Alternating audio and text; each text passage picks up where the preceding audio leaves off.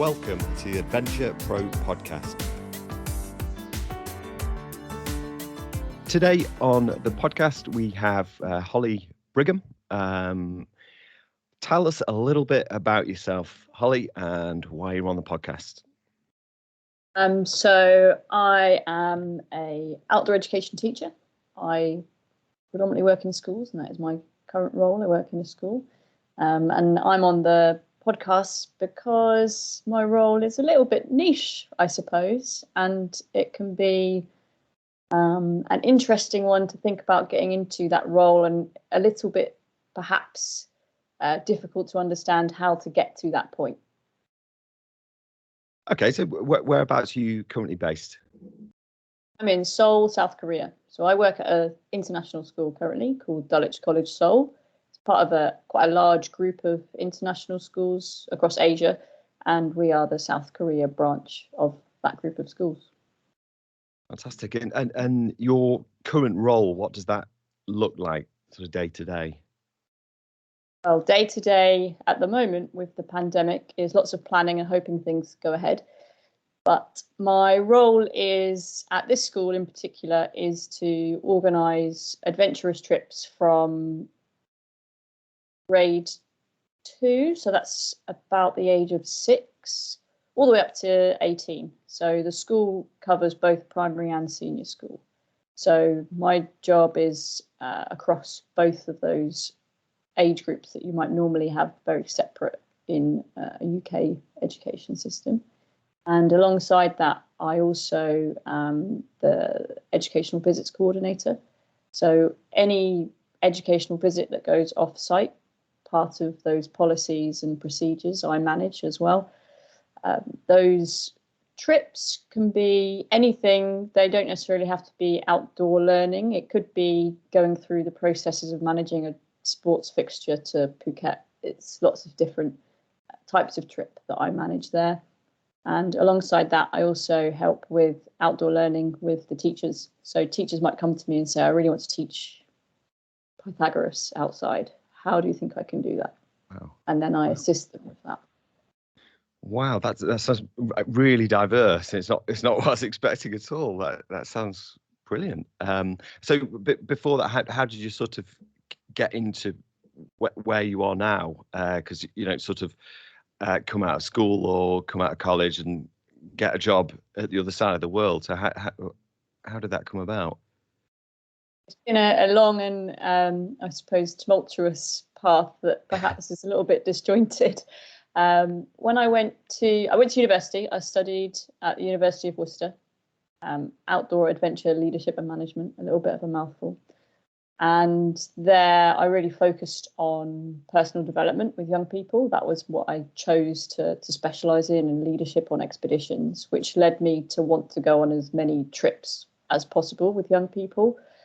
I worked with some well-known youth expedition companies that did international trips for a number of years as a freelancer, but my first job actually outside of university was working at a grammar school in Birmingham, and I was fortunate enough to be an outdoor education technician. So the pay was dreadful. It's much better now, I've been told by my old boss. But at the time, it was a job where I got loads of experience of working in a school and going on weekend trips and some longer ones, and getting to know how outdoor education can fit into a school. And I think really that set me up then to know where I wanted to go. So that was where I suppose I started with it. But I've also worked in outdoor centres as well, and I've freelanced and done bits and pieces elsewhere. But I've always worked with schools or in schools. All right. So it's always been with young people. There's less work with adults, for example. I did work for a company for about 6 months where I was sort of an office manager / instructor, and there I was working with adult groups, birthday parties, my favourite stag and hen do's, and as fun as it was, I just felt like it wasn't what I really wanted to do long term. So then I went back into working in education. Oh, sure. Oh, wow. Yeah, cool. And sort of what in your role working with overseas, the expedition side of things, that's something that a lot of people are, it's very much like Marmite. I always think like people are, oh, I'm really, really keen on it. And then other people are like, oh, I don't want to do that because it sounds really, really, I don't know, like a big responsibility. Were these sort of month-long expeditions, or was it longer, or was it shorter? Yeah. I don't think I've done one longer than about 31 days. So I think that's probably the longest one that I've done. There was a period of time where I was doing quite a few of them. I think probably over 18 months, I maybe did 6 or 7 of them. Right.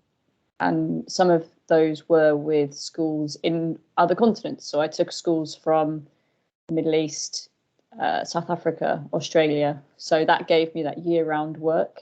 It is a lot of responsibility. That month or 3 weeks, however long the trip is, it's all encompassing. Wow, but a fabulous way of seeing the world and inspiring your minds at the same time, I guess. I think at the time I was so desperate to get out and see everywhere, and it really actually helped me to become independent and autonomous as an outdoor professional. Because yes, you can pick up the phone and speak to someone in an office somewhere back in the UK, but a lot of the risk management and particularly actually facilitating those young people's experience, you have to be knowing exactly what's going on, but not necessarily making all the decisions, because you want the young people to do that themselves to a certain extent as well. So in lots of ways, the management of that, it really taught me to have an in-depth relationship with risk and how to manage it to gain an educational benefit, as well as to make sure that everyone stayed safe. Right, yeah. And do you think your perception of risk and such in your personal endeavours in the outdoors, do you think that's changed since learning more about risk within the outdoors in that context? So I think a lot, particularly with travel outside of Europe, I suppose, or North America, there's certain things that I think if you came over to Asia for the first time would be quite shocking, and perhaps they're not so shocking to me anymore. So it's more of a real life lens that I look at those risks and managing them and thinking, well, it is a bit strange to me that we're doing this, but what is the actual chance of something going wrong, other than it's just odd to me? This isn't what I would do in the UK, but is it actually safe, or am I just finding it strange? Which is it? So that is something that I've found I've developed a lot more in terms of analysing something, trying to remain objective to it. Wow, yeah. And do you get much time to do much outdoorsy related stuff yourself? And if so, what does that look like in Korea? I've got absolutely no idea. I haven't been here very long, actually. So I've only been here since August. It's a new role for me, but I was previously in a similar role in the UK, and before that I was in an instructor, sort of outdoor education teacher role at a school in Singapore. But Korea is actually amazing, and it was completely off my radar.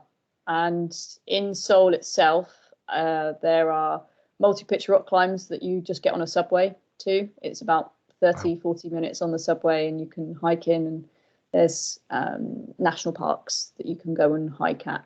Hiking is the national pastime, easily, of Korea. It's a very different type of hiking. It's quite manicured. You wouldn't be doing much micro nav. Yeah. It's very much follow the path to the top, but some of the scenery is spectacular. So climbing and hiking, particularly good. Cycling, super popular. And it's got some fantastic cycle paths that are along rivers. There's actually a path that goes from Seoul, which is obviously the biggest city, to Busan, which is right the other side of the country, and it's almost completely on cycle paths for about 500 kilometers. Oh, amazing. So there's that, and there's mountain biking to be found. It's not such a big thing here, but it is here. And then there's all sorts. In fact, actually, Korea is pretty good. The biggest problem is, I suppose, the right to roam isn't quite the same as it might be in other places. So, and for that they have all the footpaths and everything's way marked, is it? And yes, yeah. So they also mapping is a little bit. It's mapping here is fine. It's just perhaps not what you might find somewhere else, and part of that is due to they've waymarked everything, so there isn't such a need for it. But there's also still some conflict with North Korea, so some data they don't want to share.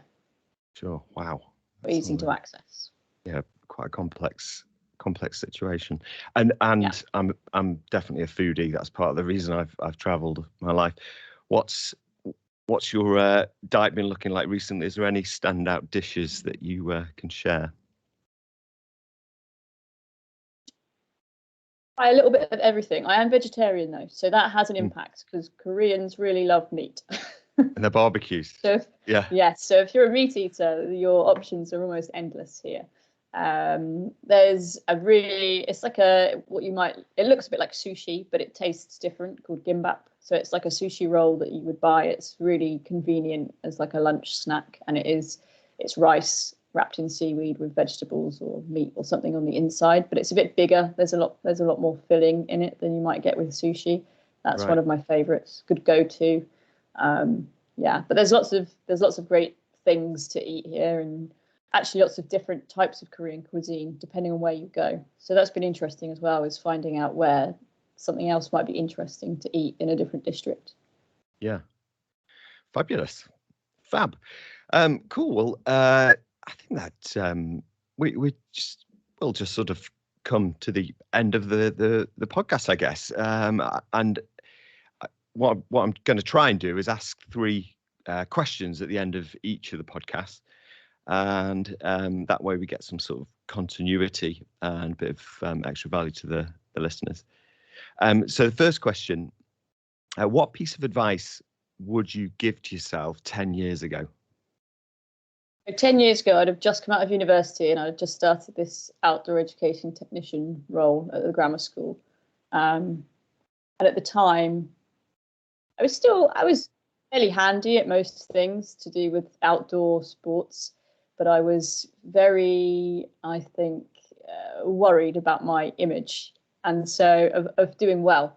So I think if I was going to speak to myself 10 years ago, I'd say, just do it. Don't worry about looking like an idiot if you fall out of your boat. You should just run that rapid because you've got people there to help you. Don't worry about the fact that the 14-year-old did it and you couldn't.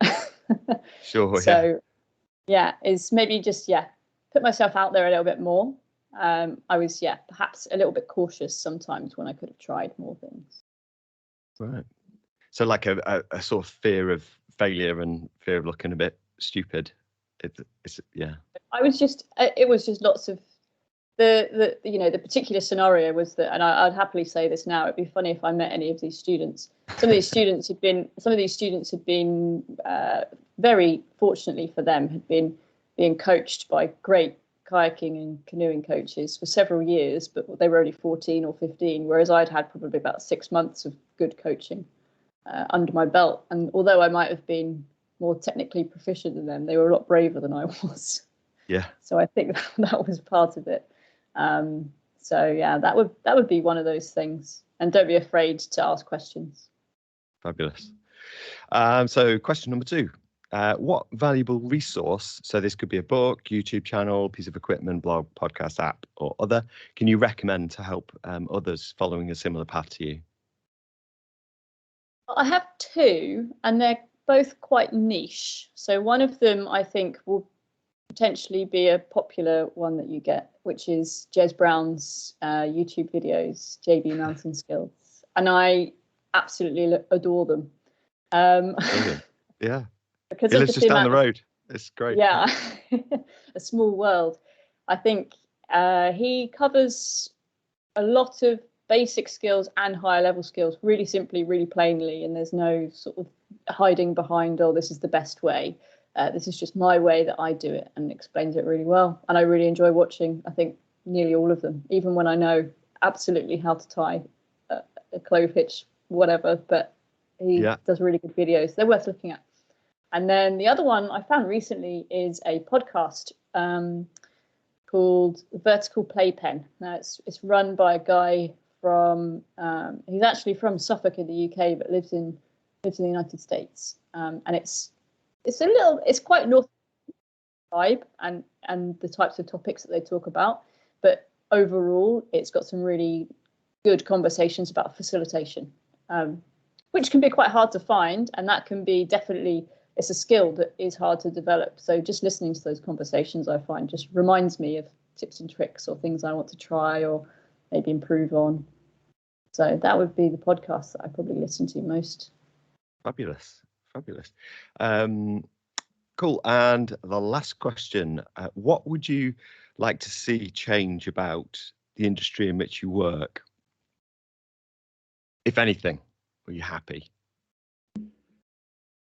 So I feel like I'm in a sector of the industry, which is the working in schools and with school children. And I'm very fortunate that I work in a school, so I'm highly valued. My school wants to have someone there full time, completely focused on outdoor education for the children, and the values of that being educational. I think there are parts of outdoor education for young people that can be seen as sort of playtime and a frivolous holiday, and the outdoor education teachers or instructors really are like holiday reps, when in fact most of us have got really high level qualifications and experience and do know what we're talking about. So I think I suppose a spotlight, perhaps more of a spotlight on what those higher level outdoor facilitators can do with students in terms of their learning, and not just the outcomes, but the processes that we might go through that teachers could also gain from as well. Brilliant. Yeah, well, that's a very comprehensive answer. I'm totally with you there. I'm guessing part of the reason you're here in the role that you are is because you know, as you said earlier on, you had experiences previously that you thought, oh, well, wow, you can see the change that the outdoors, that travel and adventure can have on people. And certainly for myself, I mean, it's completely changed my trajectory in life, and that's why I'm here. So if we can harness that a bit better, yeah, absolutely, I'm with you. Great. Well, thanks for those questions. So we're going to sign off. If people want to find out a little bit more about you and what you're doing, then where's the best place to get in touch? LinkedIn would be the best place to find me. LinkedIn. To my knowledge, I'm the only Holly Brigham on there, but probably if you put my name in, I will come up. And yeah, that's a good place to get in touch with me. I'm usually a bit quiet on social media, so that's probably the best one to reach out. And I'm happy to speak to people. I do quite a lot of networking because the role of head of outdoor education in a school, you're usually on your own. So it's good to speak to others in different situations. So I'm more than happy to hear from people. Fabulous. Well, thanks ever so much for your time, Holly. And yeah, I'm sure we'll be in contact in the future, and hopefully maybe a little bit further down the line we can do a round two. So yeah, all the best, and we'll speak soon. Cheers. Much.